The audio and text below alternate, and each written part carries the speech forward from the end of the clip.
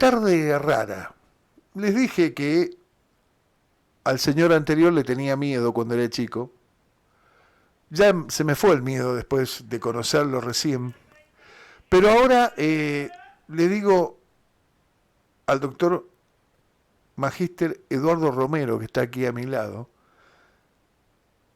que antes de votarlo, mucha gente que está del otro lado lo quiere conocer.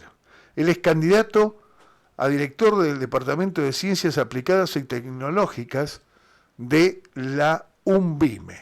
¿Cómo estás, Eduardo? ¿Qué tal? Muchas gracias por la invitación. Estoy muy bien. Muchas gracias a vos. Quiero saludarte a vos y agradecerte. Por Y favor. también saludar a toda tu querida audiencia. Bueno, a ver, contame, Eduardo, sos muy joven. 41 años. Bien, joven. A mitad, medio campo, dijera Medio mi campo, abuela. medio campo es como que ya arrancás a dar vuelta al reloj de arena para lo que viene. De aquí de Villa Mercedes, ¿de dónde? A ver, Yo en contame. realidad soy oriundo de Río Cuarto. Ujú. Y hace un par de meses que ya me mudé aquí a Villa Mercedes, acá cerquita, Pueyrredón 700. Eh, Hace muchos años que vengo, mira, te cuento una anécdota ya que Historia. estamos. La primer clase ordinaria de la UNVIME, después de la clase inaugural de la doctora Yufo, Sí, te me acordarás, acuerdo. era en el ex centro cívico, ahí en Urquiza, ¿te acordás? En la calle Urquiza, donde hoy está el El hospital. 2EP, exacto, el hospital de 2EP. Y en el tercer piso vos subías y, Estaba judiciales antes ahí. claro, y te acordás que enfrente de las escaleras estaba el Zoom, Sí. ¿no? La primer clase ordinaria la di yo, era Antropología Social y Cultural de la Salud para la licenciatura en Kinesiología. Cuando entramos nos llevamos la sorpresa que el pizarrón estaba en el suelo y no estaba colgado. Así que en ese momento con la gente, con los no docentes que estaban en ese momento haciendo las actividades, hacían de todo prácticamente, porque desde el aulero hasta ordenanzas, celadores, etcétera, les tuvimos que ayudar con los chicos, quizás si me está escuchando algún ex alumno del 2013, a colocar el pizarrón, nivelarlo un poco, ponerle los tacos Fisher y ahí comenzó la clase recién. Ahí empezó, mirá qué Así loco. que hace muchos años que vengo acá a Villa Mercedes. Villa Mercedes es una ciudad que siempre me gustó porque tiene todas las opciones que tiene Río Cuarto, pero es más tranquila. Mira, Y, y hace mucho tiempo que he tenido ganas de venirme acá a Villa Mercedes a vivir, porque me cansaban los viajes, etcétera. Lo que pasa es que no encontraba por ahí una compañera. Estoy en pareja con Carolina Klein ujú, y ella es diseñadora gráfica, licenciada en diseño y comunicación transmedia también. Y bueno, trabaja mucho freelance, viste, para agencias, para para afuera. empresas, exacto. Entonces dijimos, che, y viste que la 8 es particularmente complicada. Sí, complicada de acá a Río Cuarto, hora y media. Y me dicen, no, son 120 kilómetros. Sí, claro, cuando te cargas ahí en Holwinger para allá, más madera. Más madera y de Zampacho a Río Cuarto Sí, sí, sí, sí. cuando han levantado la cosecha, cuando están, que tenés una máquina atrás de otra, un camión atrás de otro, viste, Complicado. es complejo. Hora y media o 2 horas, Sí, sí, sí, sí. porque, viste. Entonces, la ruta realmente me cansó, me cansó.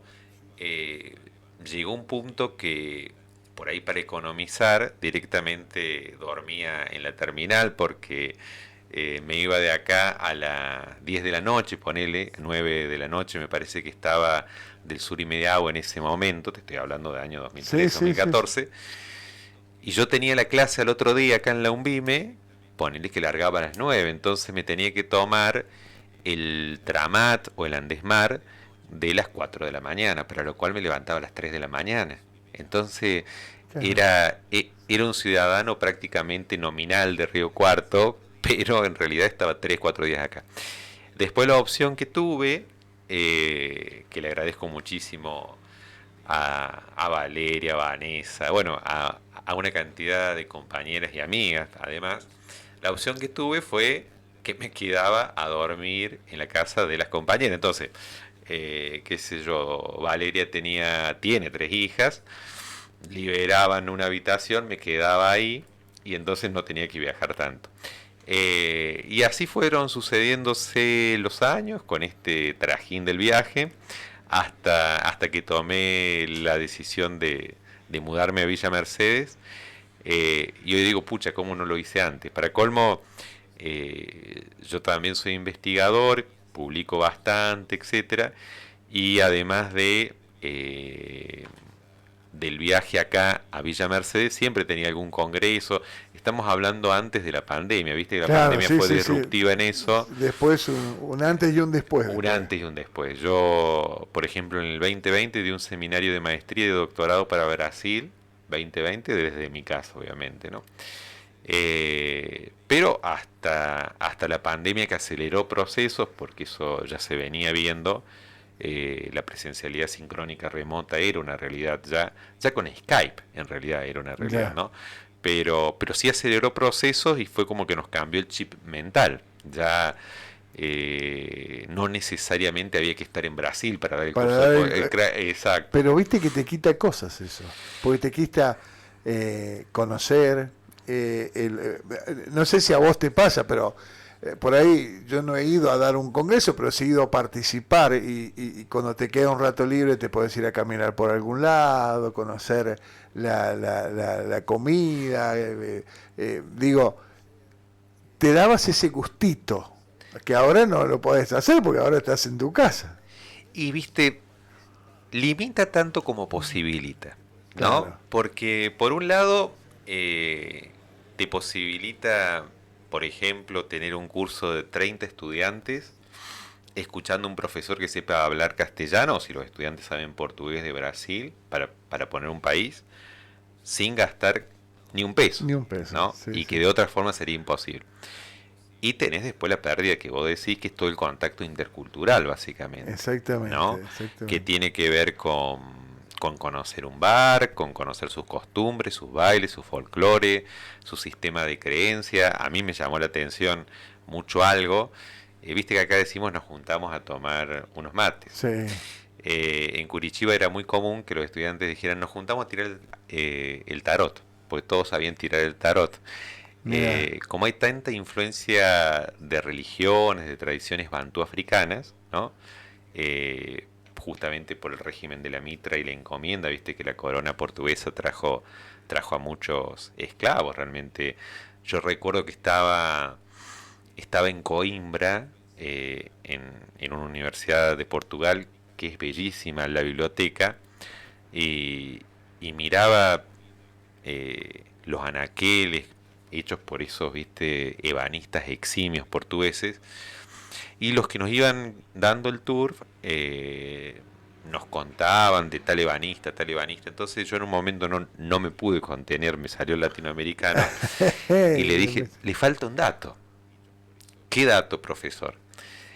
El dato que a usted le falta es que esta biblioteca, sí, fue esculpida con los ebanistas portugueses, pero demandó la sangre tupí guaraní para cortar los árboles y está en su 100% hecho con madera robada del Brasil por la corona portuguesa, ¿no? Porque los europeos por ahí cuentan su mejor historia, ¿viste? claro, es según quién la cuenta. Claro, ¿viste? Entonces, eh, por ejemplo, una intervención de ese tipo, si vos estás en situación de virtualidad, no la podés hacer. Eh, pero bueno, creo para resumir que posibilita tanto como limita. Lo que sí creo es que la pandemia aceleró procesos y hay cosas que son realmente irreversibles. Nosotros, vos sabés que en un primer momento pensamos que la presencialidad sincrónica remota o la virtualidad iba a ser como una nueva forma de exclusión. De hecho, presentamos un PISAT COVID a la Agencia Nacional de Investigación, a la FONCIT, que después no nos salió el proyecto, pero nuestra hipótesis inicial era que iba a haber un nuevo tipo de desigualdad que iba a tener que ver con la conectividad, por ejemplo, ¿no? Sí, que se da, o Que, se dio en el principio. que se dio en el principio, pero cuando empezamos a investigar los datos, como dicen los por ahí investigadores más duros, la verdad del terreno, cuando empezamos a investigar los datos de las matrículas de las universidades en el paso del 2020 al 2021, aumentaron exponencialmente, Ujú. ¿no? Entonces, justamente, ¿por qué? Porque las clases estaban grabadas, te quedaban en el Meet, te quedaban en cualquier plataforma que usaras, en una Moodle o en una Canvas, ya fuera por Meet, por Zoom, te subían la clase, te subían los contenidos, había ciertas adecuaciones curriculares que aprendimos a hacer los docentes en esta educación en contexto de emergencia por la pandemia.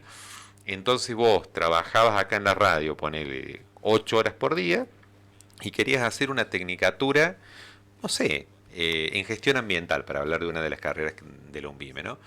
Eh, y esa tecnicatura hoy por hoy te llevaría en este momento posiblemente estar en el aula cursando. Entonces ahí podías volver, escuchar la clase que quedaba grabada, ¿no? Eh, Interactuar con tus compañeros, de última hacer una consulta por el foro de consulta al profesor, y si seguías teniendo dudas, por ahí el profe, si no tenía muchos problemas, vos trabajabas hasta las 8, te armaba una clase de consulta a las 9 por Meet. Total, estaba en la casa, ¿no? Entonces, fíjate vos que cerca del 87% de la educación a distancia en Argentina la monopolizó hasta ese momento una universidad privada, que voy a decir el nombre, Sí, sí, sí, sí. es la Universidad Siglo XXI. En 21. eso realmente han sido muy, muy visionarios. Eh, Creo que hoy, viniendo para acá o en horas de la mañana, veía que en la siglo XXI de acá, en la ventana, hay una frase que me pareció genial. Dice, tu vida es tanto online como offline. Y hay una universidad que lo entiende, nosotros, ¿no? Está bien, bueno, En- esa la pudo haber hecho tu compañera, digo. claro, Claro, sí, es una diseñadora. una diseñadora, sí.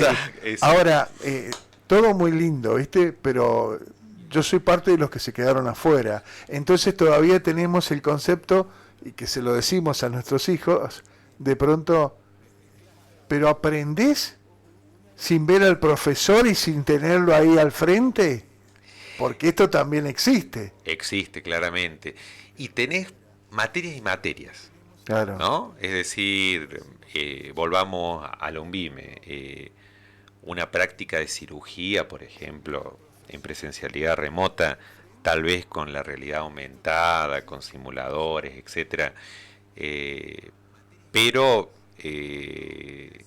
Yoyo, que es nuestro médico auditor, siempre pone el ejemplo, el doctor Gargiulo en Sí, realidad, sí, sí, sí, sí. siempre pone el ejemplo de si, si te tenés que subir a un avión, ¿no? Sí,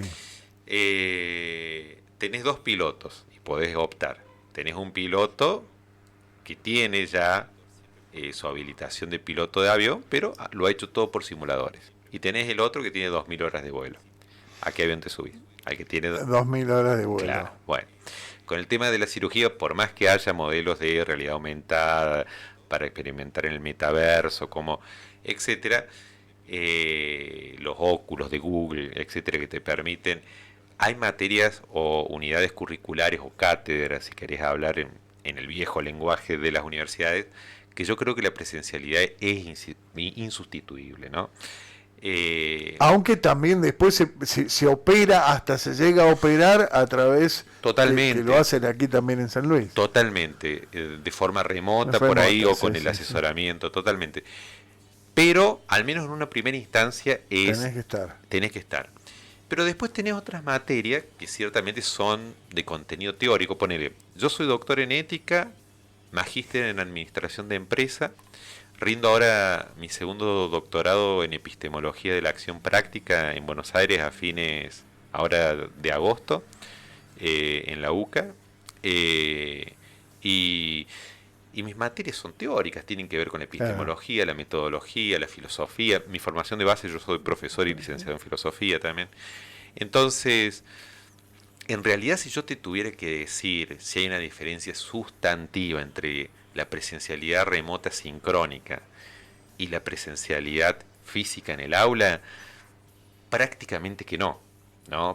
Y te conviene justamente no ir al aula porque además podés ocupar otros tiempos de tu vida. Porque, digamos, aquellos que de pronto hemos ido a la facu, que materias filosóficas, de pronto la escuchás y te dormís, o no, porque es así, a mí me ha pasado decir, uy, pero estando más descansado, te metes, te gusta más, hay un montón de cosas que se pueden ir dando. Totalmente, te queda el registro, porque queda la Claro, clase grabada, que es algo que en la presencialidad tiene cosas, por ejemplo, qué sé yo, cuando te estás durmiendo, volviendo al ejemplo que ponías sí, vos del sí, sí, profe de sí. filosofía, No me acuerdo porque tenía una profesora de filosofía que me era muy castigaba. aburrida. No, no me castigaba, decía, no Ah, se duerma, me decía. ah, No, no, no, no. Y viste cuando te dicen no hagas esto y vos decías no lo tengo que hacer. Ay. Pero bueno, uno trabajaba y íbamos a la tarde, casi claro, noche. claro. Bueno, en un curso, en una universidad es muy común que te pasen un mate, ponele, Sí, ¿no? Y la atención activa más o menos dura 35 o 40 minutos, ¿no? Y eso en un Meet es difícil de regular. En realidad la atención activa fuerte dura menos incluso. eh, y a la vez el proceso de enseñanza-aprendizaje tiene una base empática, emocional. Vos si te acordás de tus profesores o tus maestras, en el caso de la educación primaria, por ejemplo, con las que más aprendiste fue con las que más empatizaste, a las que más quisiste, dicho en criollo, totalmente. ¿no? Sí, Es decir, no somos inteligencias puras, sino que justamente, como dice Mériès, hay una base emocional que justamente nos hace estar más predispuestos en esa identificación con el docente, si el docente sabe justamente manejar esa cuestión, a aprender. Eso en la virtualidad es mucho más difícil. claro. Que un compañero te pase un mate en la virtualidad y te vuelva a la atención activa porque te estaba durmiendo, es imposible Es imposible, directamente, ¿no? sí, sí. Entonces, es lo que decíamos de entrada, es decir, tiene muchísimas potencialidades, tiene muchísimas limitaciones, ¿no? Lo que sí es cierto es que llegó para quedarse, ¿no? Yo creo que la pandemia aceleró procesos, ¿no? Que estaban ahí, pero de otro modo hubieran demorado en instalarse 10, 20 años. Vos acordate, 2019 nomás, hablar de educación a distancia era mala palabra, Sí. ¿no? Porque era como una educación de segunda clase. Y nosotros hacíamos hincapié en eso, los medios. Mira, mira. Después del 2021, educación a distancia, ¿es mala palabra? No, Cambió totalmente. sí. Cambió totalmente porque todos tuvimos que ingresar de una forma forzosa, ¿no? Claro, que no sé si estábamos, tal vez en la parte universitaria sí, pero no sé si todavía hay docentes que estén preparados del todo en la parte primaria y secundaria. Me parece que todavía hay Hay un media rosca ahí que no termina. coincido. Y las universidades nos adaptamos más rápido, el sistema Sí, respondió dentro de todo muy rápido, pero también coincido en lo que varios autores denominan que lo que sucedió en la pandemia fue educación en emergencia, no fue educación a distancia o con presencialidad sincrónica remota en sentido estricto, porque había una cantidad de cosas que no sabíamos, es decir, la educación a distancia no se trata de subirle un PDF al chico y darle la clase que quede grabada en Meet. Significa utilizar una cantidad de recursos, por ejemplo, qué sé yo, un Geniality, que es tipo como un pizarrón en donde vamos poniendo ideas y vamos haciendo síntesis de esas ideas, hacer modelos de clase inversa, o sea, tener una cantidad de recursos didácticos que no lo sabíamos nosotros. claro. Entonces, la presencialidad sincrónica remota o la virtualidad no es trasladar la clase presencial a la virtualidad, porque ahí Ahí está el fracasa. error. Ahí está el error, ¿no?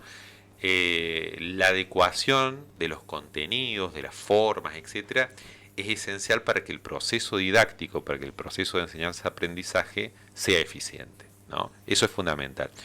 Y en eso nos hemos estado formando, es decir, después de la pandemia, quien más, quien menos, hizo una diplomatura, hizo una especialización. Hay gente que está llevando adelante en este momento maestrías, doctorados sobre educación con presencialidad sincrónica remota. El CIN, el Consejo Interuniversitario Nacional, está deliberando, ya con un voto positivo aparentemente, que la presencialidad sincrónica remota, ¿eso qué significa? El profe en el aula híbrida en la universidad. Y el estudiante con su cámara prendida, porque eso también era verdad, te cuento otra infidencia. Bueno, puedo contar una Dale. que hiciste referencia, está cursando. Ah, en este momento está cursando. En este momento está Claro, cursando. claro. ¿Te das Bueno, cuenta? mi hijo tiene 18 años. Este tiene 23. Mi hijo tiene 18 años, empezó ingeniería informática en la UNSL, ¿no? Pero yo me acuerdo que en el 2020, 2021 ya no tanto, pero en el 2020 era una lucha porque Eduardito, que ya no es tan Eduardito, Sí. prendía el celular, habilitaba, qué sé yo, el Zoom o el Meet que le había dado la profe y seguía durmiendo. El tipo no se levantaba nunca, ¿viste?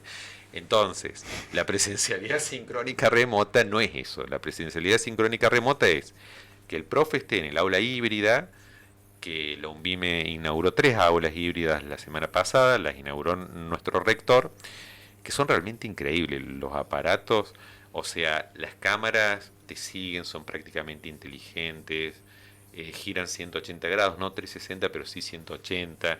El audio, la calidad del sonido es increíble. Esto lo inauguraron allá en donde estaba Madre Cabrini. Se inauguró uno en Madre Cabrini, otro en Nogarol y otra aula híbrida en Justo de Arac, Es justo ahora. en la sede de Justo de Arac. Exactamente, esos fueron las 3 aulas híbridas que inauguró la UNVIME. Es decir, yo como profe tengo que estar en la UNVIME dando clases. Está bien. ¿Está bien? No te puedes quedar en tu casa. No, no. Y los estudiantes que pueden ir tranquilamente ahí al aula, a la presencialidad tradicional, a la presencialidad física, digamos, ¿no? Pero, por ejemplo, acá el colega que está en el estudio, que está trabajando, quien fuera, ¿no? También puede estar en su lugar, pero con la cámara prendida, que esa es la clave. Ahí cuando le empezamos a hacer prender la cámara a Eduardito, entre comillas Eduardito, ya no podía estar en la cama durmiéndose, claro, ¿no? Entonces, con la cámara prendida, entonces eso te posibilita muchísimas cuestiones. Además que la educación con presencialidad sincrónica remota, ponele, para los primeros años de la universidad por ahí se complica, ¿no? Porque el chico todavía no tiene manejo de agenda, no conoce por ahí los contenidos básicos de la carrera, ¿no?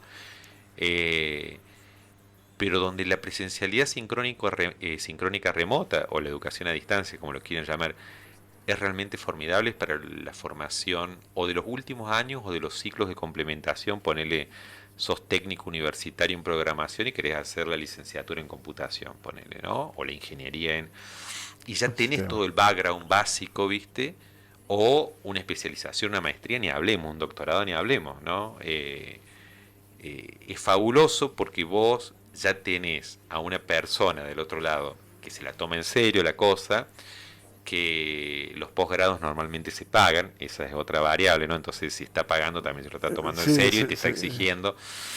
Se lo toma en serio y las respuestas que tenés son muy buenas. De hecho, la formación de posgrado, desde el advenimiento de Argentina, tiene una tasa de doctorización, de maestrías baja con respecto a Brasil, por ejemplo, ¿no?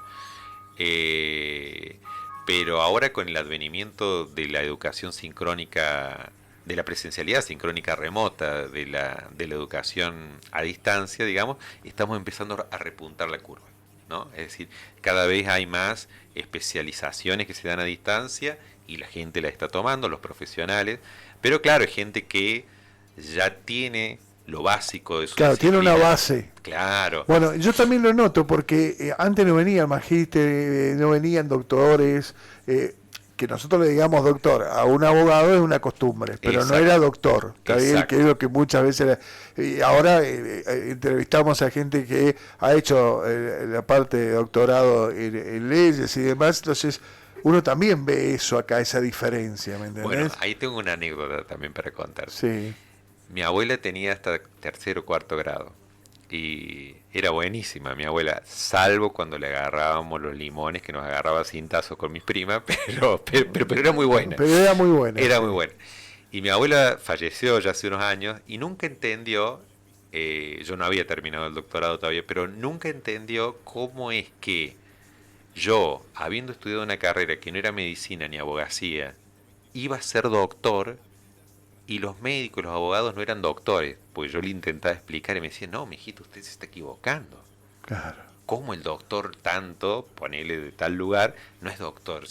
Siempre fue doctor, ¿no? Entonces, es lo que vos decís, llamamos doctores por ahí Sí, sí, sí. sin la formación de posgrado y cada vez afortunadamente tenemos más formación de Formación. posgrado en serio, formación de cuarto nivel en serio, ¿no? ¿Cómo llevan esto de, mira, estamos hablando y vos tenés toda la agenda, porque sos una persona muy delicadamente profesional, que has hecho toda la agenda para la campaña y te saqué de la campaña. A ver, ya hablamos de eso, pero digo, se han hecho encuestas a nivel secundario, ¿no? Y los números no son los mejores hoy por No. hoy. Y el problema, y los otros días lo hablaba con un docente, es la comprensión de texto. En tus materias, ¿cómo haces con el tema de la comprensión de texto, que es fundamental? Me parece que hay varios problemas ahí, ¿no? Yo creo que nuestros estudiantes vienen del nivel medio. eh, por ejemplo, los textos, los manuales, la subjetividad lectora que tienen, para hablar Sí, en términos técnicos, digamos, es una subjetividad del fragmento, tipo un perfil de Instagram, de Facebook, ¿viste? Que en los propios libros del secundario vos ves que aparece un cuadro de diálogo acá, otro cuadro sí, de diálogo. sí, sí, sí, Se sí. parece mucho cada vez más, como es el formato que están acostumbrados a ver los chicos permanentemente en el celular, se parece cada vez más a un perfil de ese tipo. Y llegan a la universidad y la universidad les ofrece en el ingreso nomás, tenés que leerte, qué sé yo, medio libro, formato tradicional libro, ¿no? O en PDF, en lo que fuere, pero un formato libro, Formato ¿no? libro. Entonces ahí tenemos de entrada un problema con lo que es la subjetividad lectora. Y tenemos, me parece, el problema y la crisis de la educación media es mundial, no es solamente de Argentina. Yo he tenido posibilidad de hacer becas de estudio en Alemania gracias al Stipendium Lateinamerika Deutschland, sándwich con la DAD también, cuando era becario del CONICET. Y vos en Alemania tenés la Schule, que es una escuela que te va a condicionar para después aprender un oficio nada más en una Fachhochschule. Ujú. Tenés la Realschule, que te permite después ir a una Hochschule, que sería como un nivel superior no universitario. Y tenés el Gymnasium, que te habilita después a hacer el Abitur, que es el examen de ingreso para ingresar de a uni, a la universidad. Y cada vez eran menos los chicos que llegaban al gimnasio, porque eso depende de los promedios que hayas conseguido en lo que nosotros llamaríamos educación elemental o primaria, ¿viste? Entonces, y cada vez ese nivel medio de la Schule o de la Real Schule, el gimnasio no, pero de la Schule o de la Real Schule bajaba, ¿no? Bajado. Yo creo que ahí, básicamente, como decía Dewey, como le decimos por estos lados Sí, del mundo, bien casero. bien casero, creo que tenemos un problema porque les estamos dando respuesta a los chicos, esto lo dice Mériès también, un pedagogo francés, le estamos dando respuesta a los chicos para problemas que nunca se plantearon. Y Ujú. yo creo que ahí está el problema famoso de la significatividad de los contenidos. ¿Qué significa esto de la significatividad de los contenidos? Que me hagan sentido, que yo como estudiante pueda encontrarle un sentido a para qué me estás enseñando trigonometría, ponele, de nuestra audiencia, no sé quién, pero me gustaría que nos llamaran incluso, ha tenido necesidad, salvo siendo ingeniero matemático, de calcular un coseno, una tangente Sí, o una lo que nos cotangente. preguntamos siempre, ¿esto para qué? ¿Para Si no lo qué? voy a hacer nunca. Exacto, ¿para qué? Y en ese para qué, ¿cómo? ¿Cómo lo aplico también? ¿No? Entonces, lo que propone Mériès es un aprendizaje basado en problemas o en proyectos, ¿no? ¿Qué significa eso? El ministerio, obviamente, que envía contenidos mínimos, ¿no? Las líneas curriculares. Ahora, el tema es cómo vamos a dar en la escuela media esos lineamientos curriculares. Por ejemplo, soy profe de biología y tengo que dar ecosistema, crisis ambiental, ecología, etcétera. Bueno, lo doy desde el libro teóricamente o salgo, primero los problematizo a los chicos, Sí, ¿no? Y veo cuáles son sus intereses, porque si no estoy dando respuestas a preguntas que los chicos nunca se hicieron y no les va a no interesar. les va a interesar.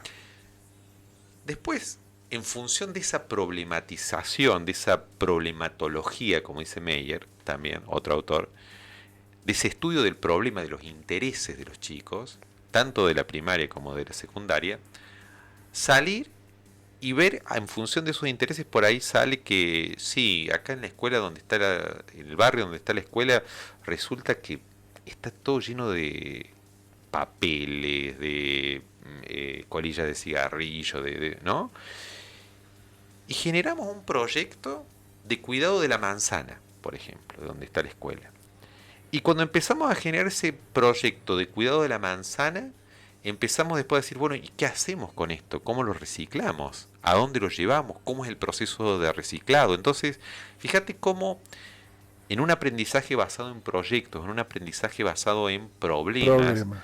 donde yo no le enseño en sí mismo que el cuadrado de la hipotenusa es igual a la suma de los cuadrados de los catetos, Pitágoras, Oh, sino que le enseño a despejar esa hipotenusa aplicándolo, por ejemplo, en la construcción, por ejemplo, si sí, sí, fuera sí, sí, sí. una escuela técnica, o aplicándolo en algún interés que tenga, no sé, si el chico está haciendo una maqueta, si en algún tipo de interés, que el interés no viene del docente, ese es el punto del ABP, del aprendizaje basado en problemas o en proyectos. El interés y el docente tiene que tener la suficiente cintura, es tipo como una cuestión socrática, viste que Sócrates trabajaba sobre la pregunta, Sí. ¿no?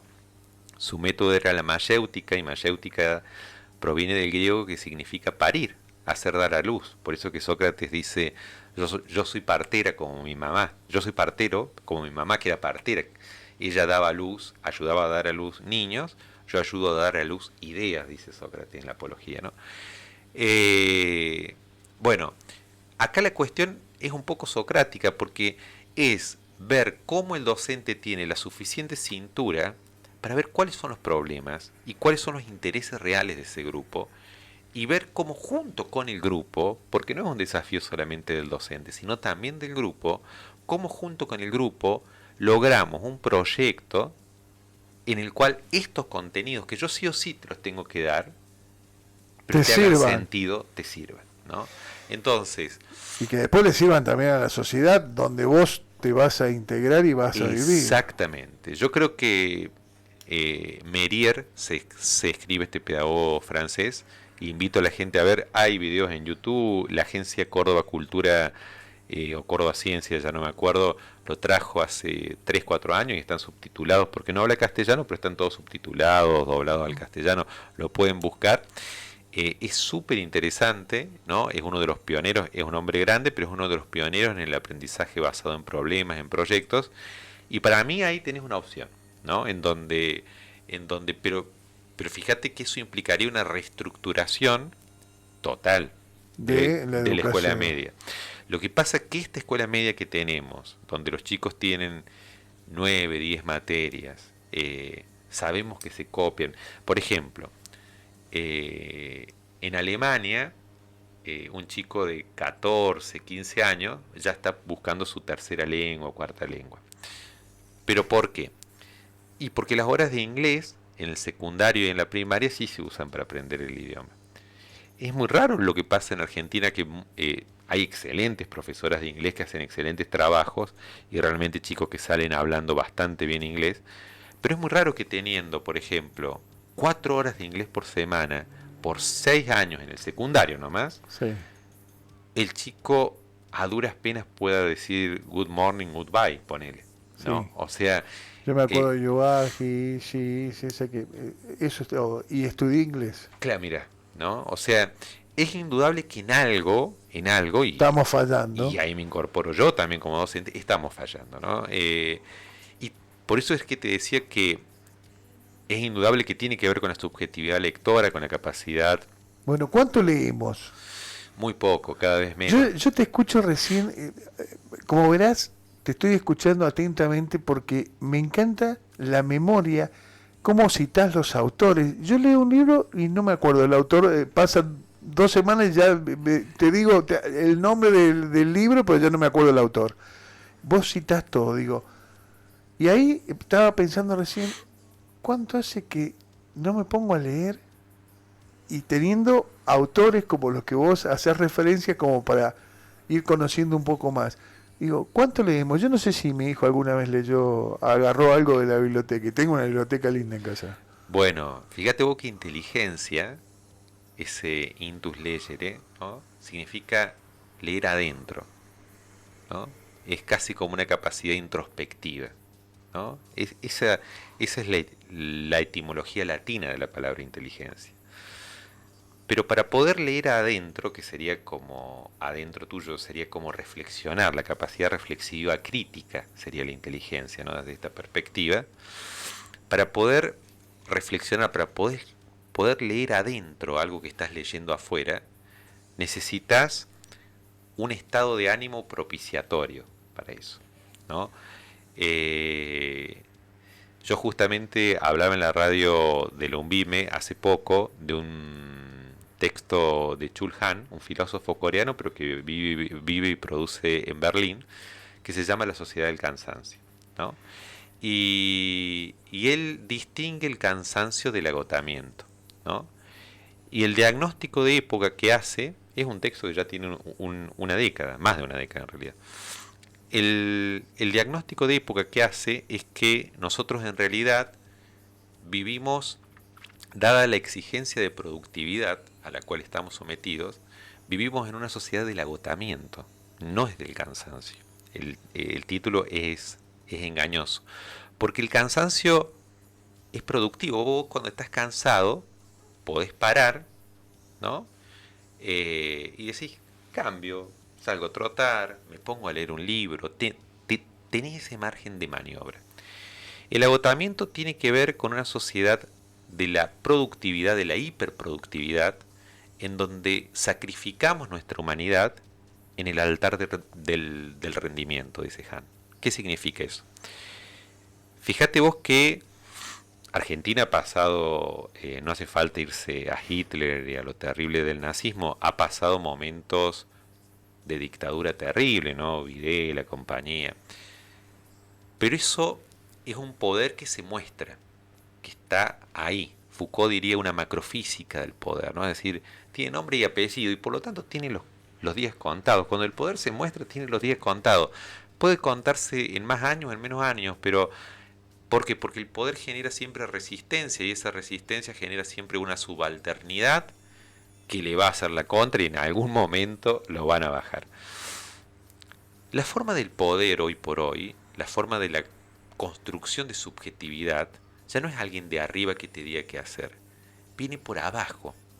Por ejemplo, si nosotros esta charla que tuviéramos acá, obviamente que este es un medio de comunicación y así debe ser, pero no sacáramos una foto, no la subiéramos a Instagram, a Facebook, etcétera, parece que no existiera. Sí. ¿No? Y nadie te está obligando a eso. Y fíjate que nosotros contamos más de 40, mucho más, nuestros hijos, tu hijo de 23, el mío de 18.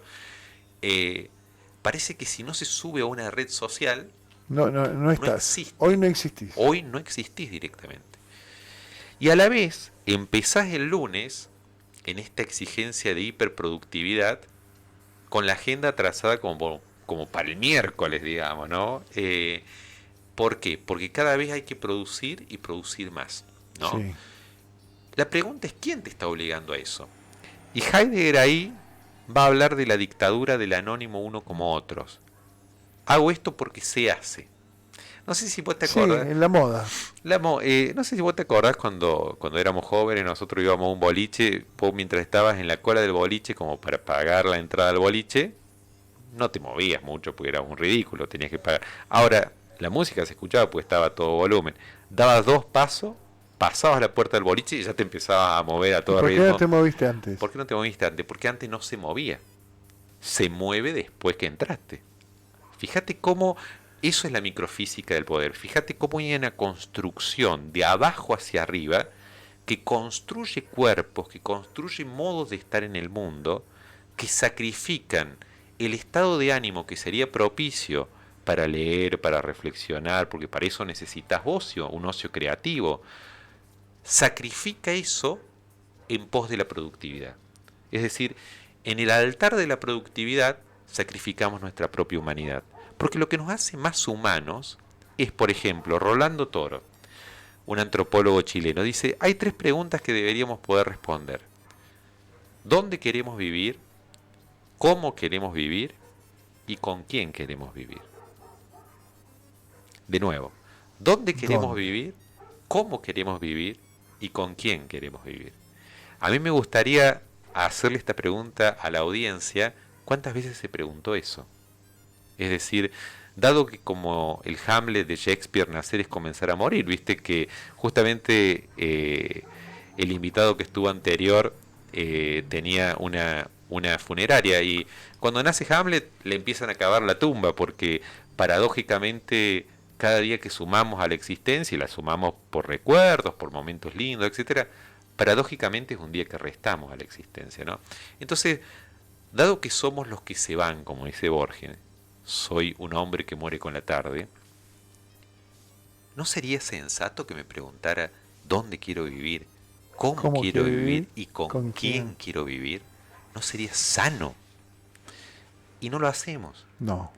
No lo hacemos porque estamos enganchados y para hacer eso necesitas justamente este espacio de reflexión crítica, esta inteligencia, este poderte leer adentro y decir, che, ¿me siento bien acá sentado en la radio charlando de esto?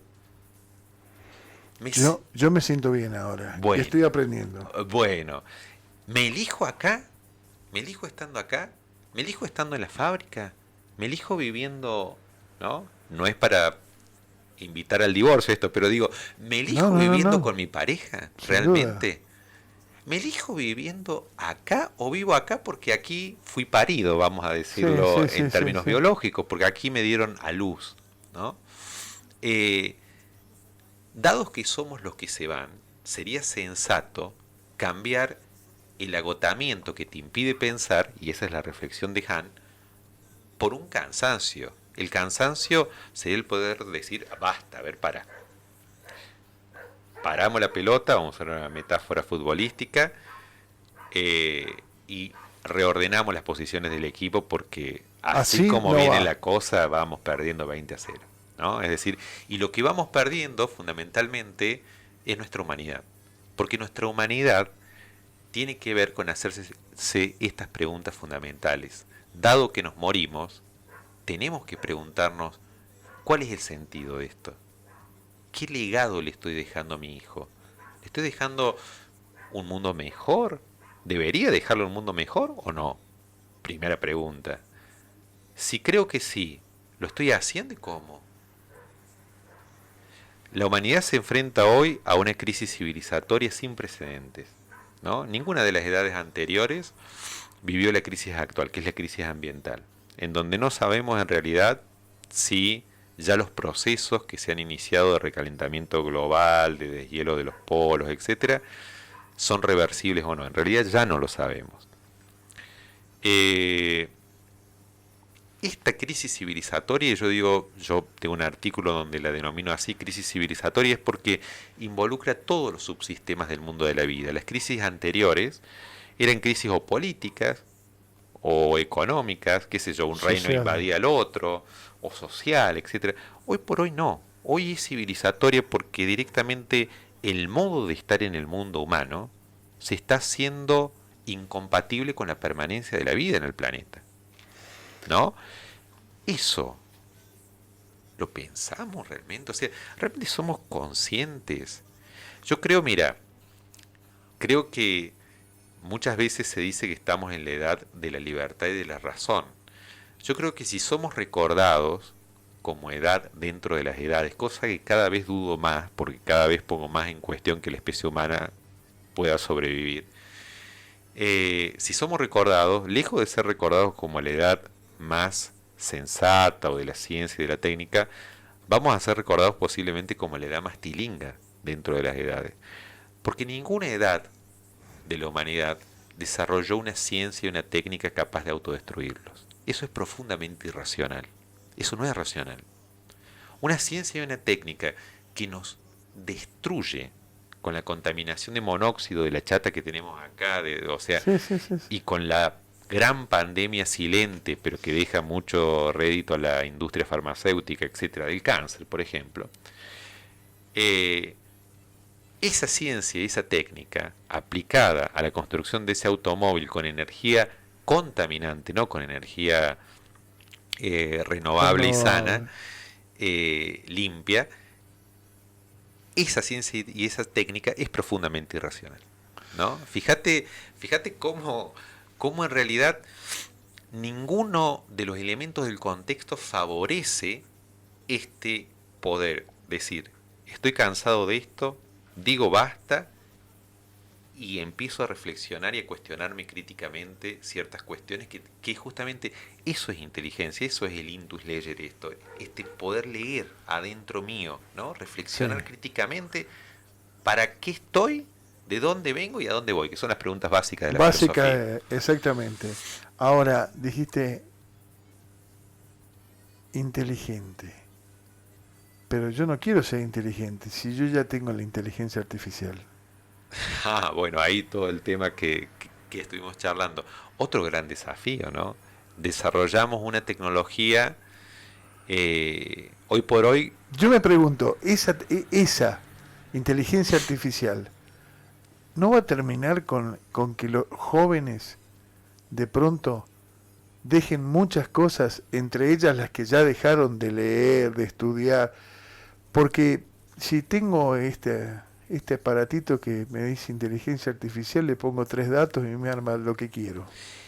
Y además que estamos hablando de inteligencias artificiales blandas, Sí, ¿no? Cuando se ve que teóricamente eh, ya habría algunos desarrollos de inteligencias artificiales duras, que son inteligencias artificiales, redes neuronales, que son capaces, en primer lugar, que saben, es decir, que son autoconscientes, y en segundo lugar, que tienen capacidad, a raíz de esa autoconciencia, de tomar decisiones totalmente autónomas, ¿no?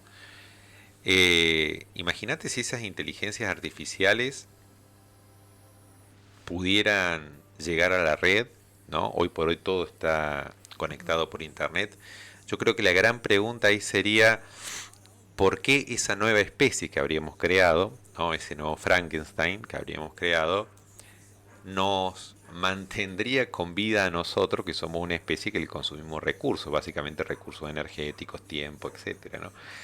Entonces creo que ahí la humanidad se enfrenta, siempre el desarrollo tecnocientífico de la modernidad estuvo 20 pasos adelante del desarrollo del pensamiento ético, de la reflexión ética, ética normativa, ética filosófica, pero creo que tenemos un deber urgente ahí, la gente que venimos de las ciencias sociales, de la filosofía, que reflexionar sobre esto, es decir, estamos generando, estamos a la puerta de generar eh, directamente inteligencias duras, autoconscientes, que saben, o directamente de traducir lo que sería un cerebro humano. Aparentemente se ha hecho un experimento en donde se pasó la conciencia de 2 monos a 2 computador. software, Sí. claro. Y no paraban de gritar, tuvieron que desconectarlo. Porque claro, imagínate que vos de un instante a otro amanezcas sin el soporte material, digamos, que esto de tener la sensibilidad, de tener... eh, estamos viviendo lo que veíamos en las películas Eso te iba a decir. de ciencia ficción, ¿no? Entonces, amerita de nuevo ahí parar la pelota, ¿no? No sacrificar la humanidad en el altar de la productividad y a ver qué ha sido la carta que han firmado más de 100 no solamente intelectuales de todo el mundo, sino empresarios, etcétera, entre ellos el propio Bill Gates, entre ellos el propio, bueno, la mayoría de la gente influyente del mundo, que es, a ver, paremos por lo menos 6 meses el desarrollo de la IA, ¿no? De las inteligencias artificiales, paremos por lo menos un año y veamos cómo hacemos que este desarrollo, que es magnífico, porque lo que vamos a avanzar tal vez en una vacuna, lo que nos hubiera llevado a procesar datos a nosotros como seres humanos y conocer y aprender, tal vez una inteligencia artificial te la desarrolla en cuestión de horas. Eso es verdad.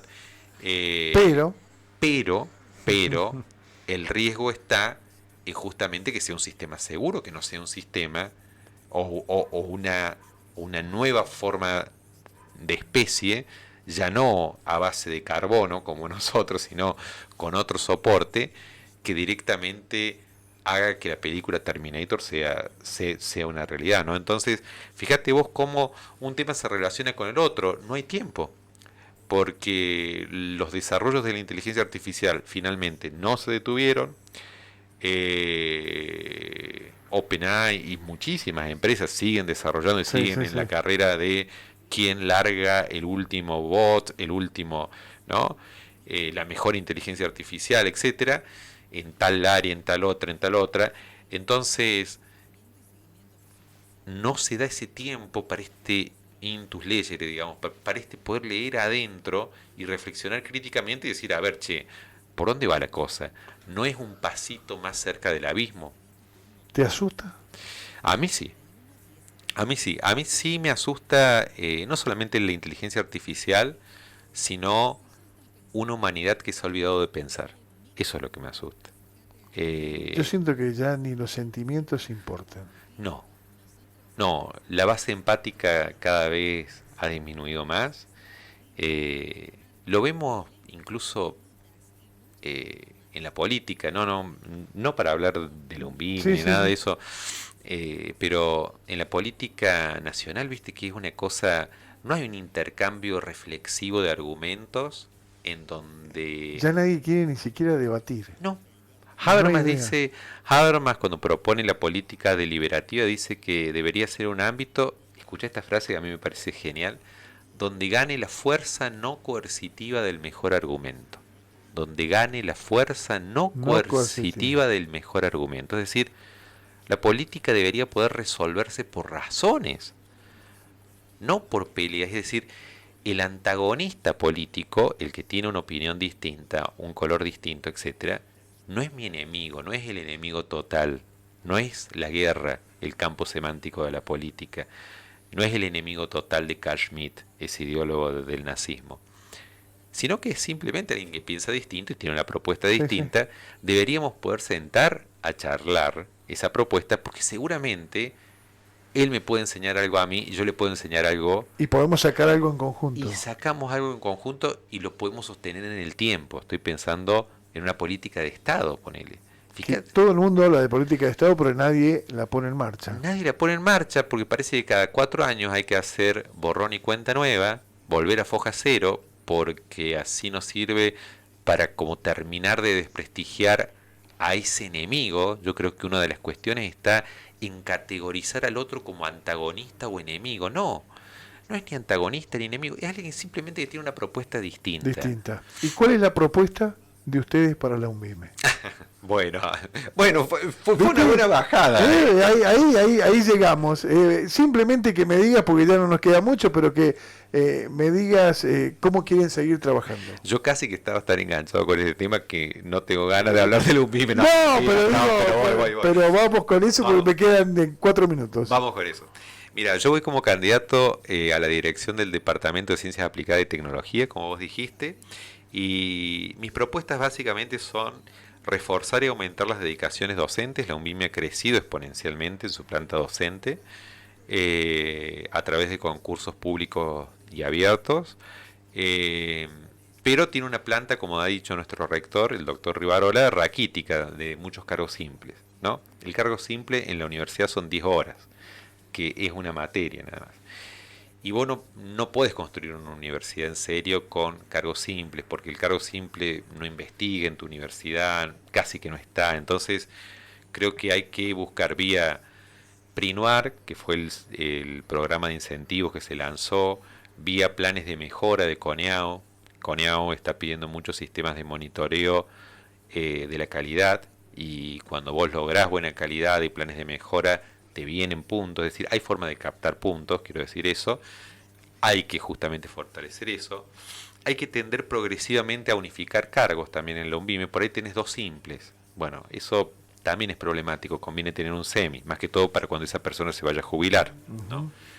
Hay que promover también la estructura del equipo de docente, que en la UNVIME son unidades curriculares, serían como las viejas cátedras, de acuerdo con la cantidad de materias y estudiantes, es decir, por ahí si yo tengo 2 estudiantes acá y 2 estudiantes allá, y bueno, los podemos juntar en un equipo, fortaleciendo las áreas consultivas del conocimiento, los podemos juntar y optimizamos el tiempo de los chicos y el tiempo nuestro también como docente, ¿no? Entonces, me parece que hace falta encontrarnos como docentes en las áreas del conocimiento, que así se llaman, que básicamente son agrupaciones para la gente que nos está escuchando por tipos de conocimiento, qué sé yo, tenés el área de los idiomas extranjeros, no todas son profes de inglés, pero tenés profe de inglés, profe de portugués, profe de lengua de señas, ahí tenés un área del conocimiento, y ver cómo optimizar los recursos humanos por ese lado.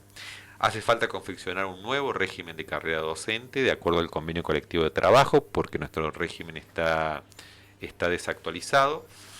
Reforzar, como decía, las áreas consultivas del conocimiento nos va a ayudar a optimizar los recursos humanos, porque vos ahí justamente juntás 2 o 3 cursitos chicos en uno, si los chicos pueden, en sus disponibilidades horarias, etcétera, y por ahí te queda tiempo para dar un curso tipo servicio, un curso de inglés, volviendo al ejemplo de las lenguas, que es como el más claro, un curso de servicio a la comunidad, abierto a la comunidad, un inglés básico para toda la comunidad. Después creo que la universidad está justo en el momento también de empezar a generar una universidad de tercer nivel, ¿no? Es decir, las universidades de primer nivel son las que dan diplomas, títulos, un BIME 2013, 2014, 2015. Con la actual gestión se comenzó con la investigación y con la extensión, universidades de segundo nivel. Las universidades de tercer nivel son las universidades que logran vender servicios a la comunidad, que generan incubadoras de empresas hacia el interior. Te pongo un ejemplo nada más, y con esto cierro y ya no te quito más tiempo. La semana pasada en Río Cuarto se firmó un convenio muy interesante, Alpa Corral, no sé si conoces. Sí, conozco Alpa Corral.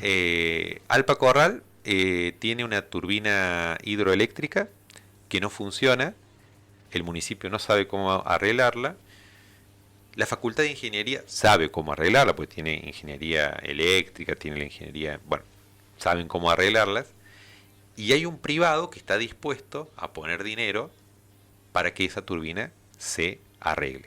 Entonces, se crea un modelo de triple hélice de economía mixta entre el municipio, que facilita por ahí exenciones impositivas, facilita ciertas trabas que de otro modo sería difícil acceder, etcétera, la universidad que pone los conocimientos y el privado que pone el dinero, y luego, previo contrato, se reparten las regalías proporcionalmente a lo que cada uno ha puesto, y se pone en marcha, eso ya es una realidad en la Universidad Nacional de Río Cuarto, se pone en marcha un trabajo desde la Facultad de Ingeniería que incluye estudiantes y que ya los va metiendo en contacto con esa empresa que va a generar nada menos y nada más de justamente lo que veníamos charlando, energía limpia, como es la energía producida por el agua.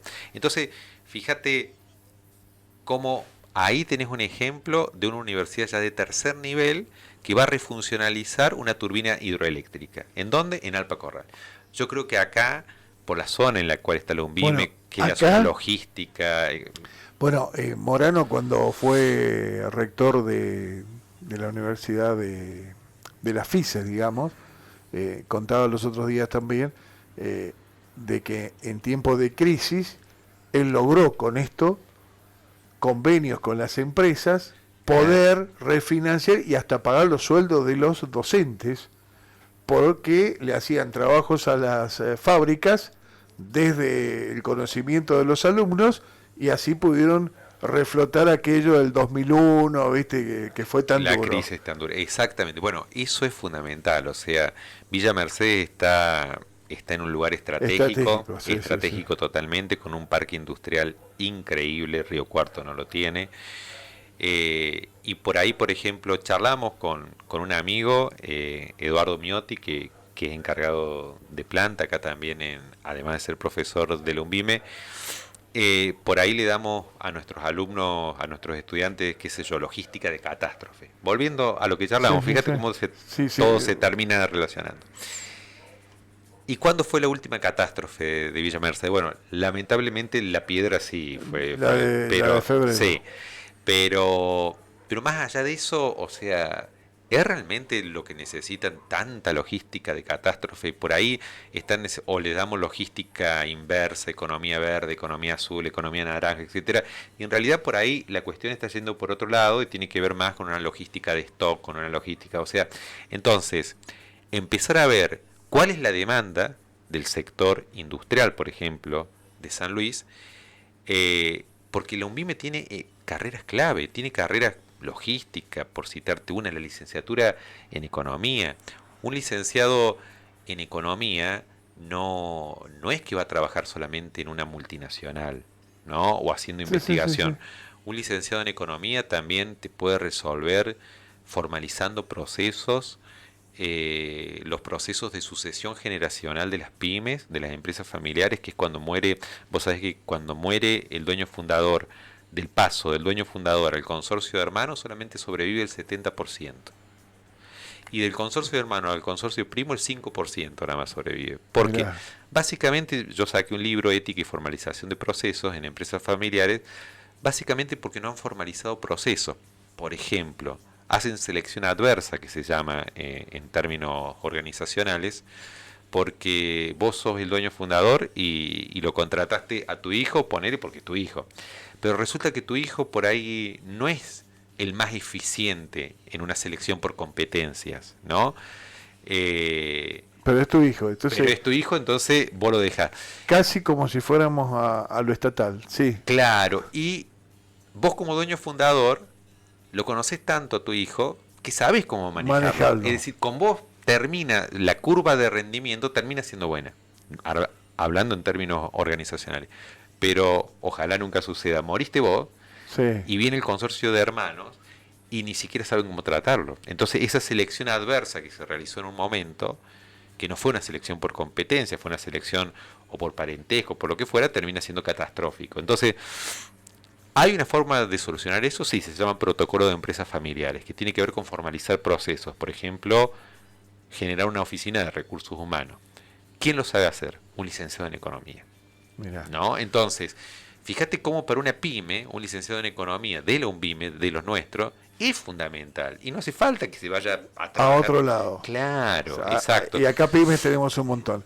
Eh, Eduardo, muchísimas gracias. Muchísimas gracias a vos. Se me fue el tiempo, me pasé 10 minutos, me van a matar de producción, pero la verdad que los temas, excelente como para que la gente también se prenda del otro lado. Y quedan allí aquellos que lo quieran volver a ver, a escuchar en la web, porque ahora todo pasa por la web. Todo pasa por la web. Y yo quedo a disposición cuando me Bueno, quieras muchas invitar, gracias. independientemente de las elecciones, lo que sea. Acá estoy. Pensemos Excelente, juntos. excelente, muchas Muchas gracias. gracias, amigo.